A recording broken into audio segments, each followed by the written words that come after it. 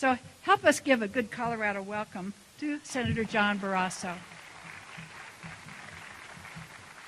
Thank you, Nancy. Thank you so very much. Thank you all for being here. Bobby and I were delighted to come down here today to help Ken and to help Perry, and we are looking forward to them joining us, representing the people of the Rocky Mountain West. Now, although Bobby and I can't vote here in Colorado, my brother Mike is here, and he is a Colorado voter. So Mike is all ready to vote today, because voting starts today in Colorado. It is so wonderful to have Ken as a candidate, and I'll tell you, it is fascinating, because he and I had a chance to visit on a couple of occasions, and in Wyoming we talk a lot about the code of the West. You know, live each day with courage, take pride in your work, start what you finish, and one of the codes, ride for the brand, but one of them is if you make a promise, keep it. And the Democrats and President Obama have broken promise after promise after promise. They've broken promises on jobs, the economy, on the debt, on spending, and on health care. And this past Saturday, I had an opportunity to give the Republican response to the President's weekly address. And I talked about a number of those broken promises. Take a look at what's happened to the economy in this country. On jobs, the economy, and the debt. The President put forth this $800 billion so-called stimulus package. When that passed, he said, if you pass this, unemployment will stay below 8%. Since it passed, 95,000 people in Colorado have lost jobs. I voted against that stimulus package, and I know when Ken Buck is in the United States Senate, he will vote against anything like that kind of a program.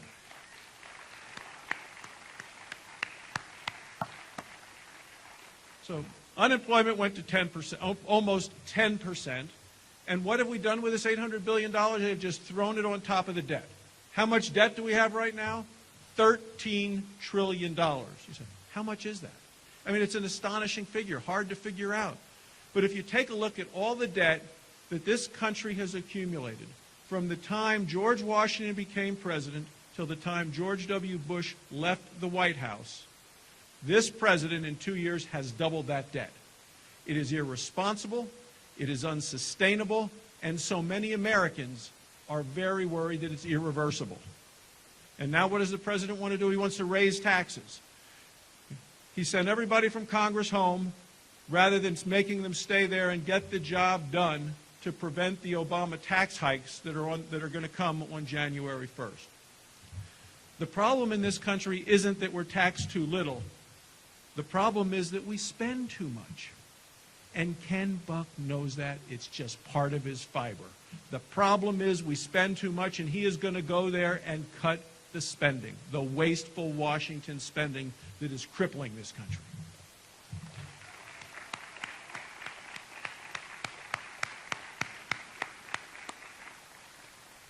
I mean, it is so fascinating to see how really out of touch they are. Vice President Biden, not too long ago, said this stimulus program, he said, it's working better than they expected.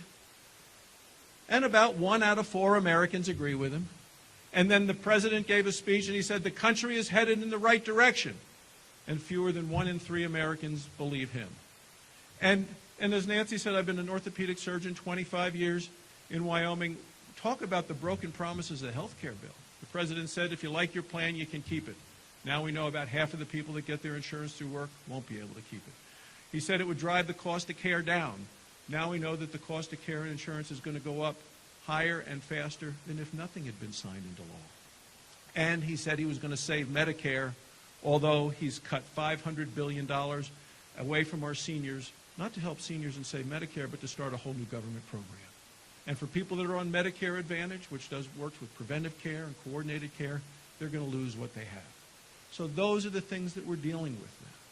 And Ken Buck knows the right answers in all of that. And that's why when he shows up in the Senate, he is going to help us repeal and replace this broken health care bill.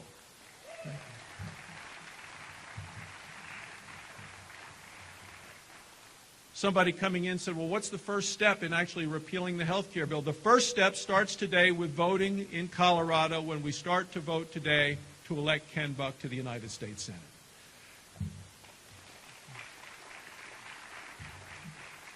Finally, I will tell you, this is a report that, and Nancy, you mentioned the Western Caucus. This is a report that we just put out. I'm the chairman, and it's the war on Western jobs. You know, we in the Rocky Mountain West want to say to Washington, just leave us alone. Leave our land alone, our air alone, our water alone, our guns alone, our families alone, our children's alone. Just leave us alone. And this report talks about what people in Washington are doing that are attacking our jobs and our way of life. And I got a Ken Buck sticker today, and on the back page there's a list of members of the Western Caucus, Senate members, congressional members, congressmen from Colorado. Mike Kaufman is a member. Doug Lamborn are members. And I took the Ken Buck sticker and I put it right there because he's going to be the next member of the Western Caucus, and it's because you're going to send him there. Thanks so much for letting me be with you today and support Ken Buck.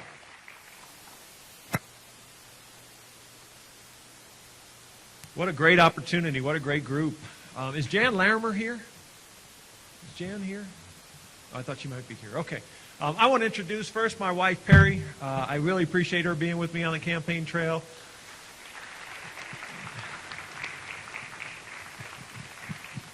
You know, the great thing about running for office is you don't have any time to watch TV.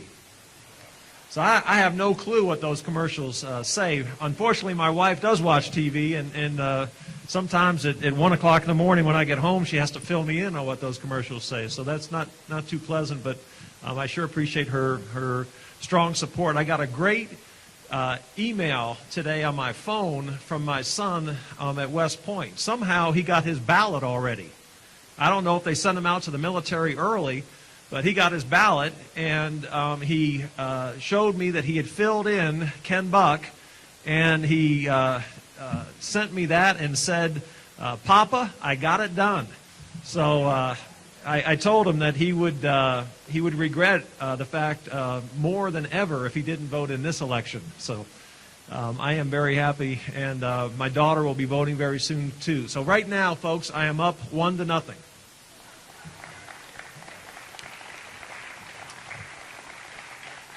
We plan on keeping that lead. Senator Barrasso, thank you so much for your remarks. I really appreciate that. I also appreciate the fact that you're wearing cowboy boots. There's a tradition here in Colorado politics with those cowboy boots. I spent much of my youth in Wyoming working on a ranch in LaGrange, and Senator Barrasso knows where LaGrange is, which is very impressive because it's a town of maybe 100 people, but from the time I was 12 to the time I was 23, I spent my summers working on my aunt and uncle's ranch, and what a great experience it is. It's one of the few places in the world, I think, where you can actually sit down and hear nothing. And you can sit there for hours and hear nothing. And it is just so peaceful, and I really love Wyoming. I thank so much for your support in this campaign. We have a great crew coming up here, and I don't want to take too much time. But folks, this is such an important election. We have a contrast in candidates in this election. It is from east to west, from night to day. Michael Bennet is a big government, centralized government candidate, and he has voted consistently that way on the stimulus bill, on the health care bill, on so many, on bailing out banks and automobile companies. We cannot continue down that path. We have $13 trillion of debt. We are going off a cliff. If we don't turn that car around and turn it around soon, we are going to have serious problems. And Michael Bennet and his cohorts are going to get out of D.C. We're going to replace them with small government Republicans, and we are going to move this country in the right direction. And I want to take no more time because I've got two of my favorite people here to talk about just the direction we're going to take this country and what a great opportunity it is. Thank you so much for being here, and God bless you, folks. Hello, patriots. Welcome to the revolution. You know, I've heard of the Republican Party, and I've heard of the Democratic Party, and I've heard of the Tea Party, but now I've finally found what I've been looking for, the Michael Bennet Retirement Party. And I'm just glad to be here for the advanced celebration of the election of Ken Buck to the United States Senate. And I can't think of anything that would be more important, not only to Colorado, though heaven knows having Ken in the Senate is important to our state. But what we have the opportunity to do in the next few days and on Election Day is important not just to our own state, but it will reverberate around the country and literally around the world. I spent a few years back there in what is colloquially called the Cave of the Winds, the United States Senate, and I can tell you a single senator can make a huge difference. There are moments when the most important issues rest on the action or, alas, sometimes the inaction of a single member who's willing to stand up and be counted. And I've seen it over and over again on confirmations, on treaties, on tax bills, where a single vote, where a single voice will turn the crowd. And the thing that I'm excited about when I think of Ken Buck as a United States Senator is that if everybody's going one way, there will be times when Ken will stand up and say, stop, reconsider, and I know that there will be times when he'll turn the tide because people will follow him. He's a natural leader. He's a man of integrity. He's the kind of guy we need in the United States Senate. So January, it'll be fun to be in Washington, D.C. when he's sworn in and takes the oath, promises to uphold the Constitution, and becomes Colorado's next United States Senator. God bless you, Ken Buck.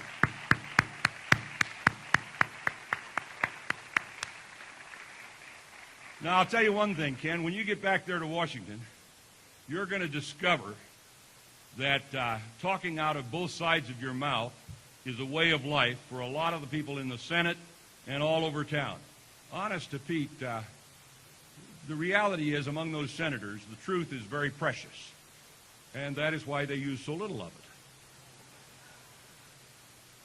But I'm about to introduce a man who in a town that just revels in dealing from the bottom of the deck always gives you a square deal. He's a straight shooter. He's a man of integrity. He's a person who really in his life exemplifies what this country is all about. I got to know John Thune and Kimberly and their family a little number of years ago when I was in South Dakota making some speeches, and John was good enough to drive me across the state from one event to another. And this afternoon, I had the pleasure of returning that favor because I drove him up to today's event, and I would like the organizers to note that I got him here on time and actually 1 minute early, thus marking the first time in my life I have ever been early for anything. But I'm excited about John Thune not only because he's here for Ken, but because of the leadership that he gives to our country. Here's a guy who is courageous, who is intellectually honest, a man of God, a man who is in the truest sense of this overworked word, a great American. He's a great senator, been a great friend to our state, and there is a rumor running around, you may have already heard it, probably have, there is a rumor running around that there is a growing national movement, a large number and a significant number of important people who think that Kimberly Thune would make a wonderful First Lady.